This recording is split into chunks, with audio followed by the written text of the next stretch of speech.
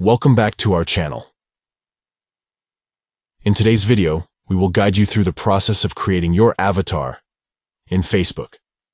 Avatars are a fun and personalized way to represent yourself online.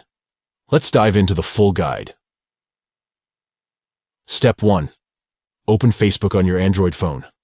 Step 2. Tap on the 3 horizontal lines located in the bottom right corner of your screen.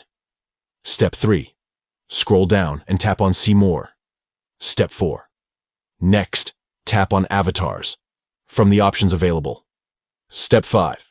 Tap Next, and then Get Started to begin creating your avatar. Creating your avatar in Facebook allows you to express your personality and customize your online presence.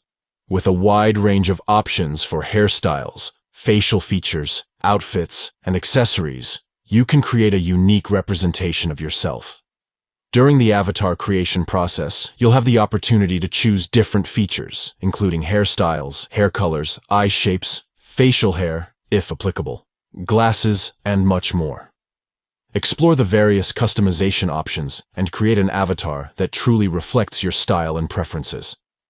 Thank you for watching our full guide on how to create your avatar in Facebook.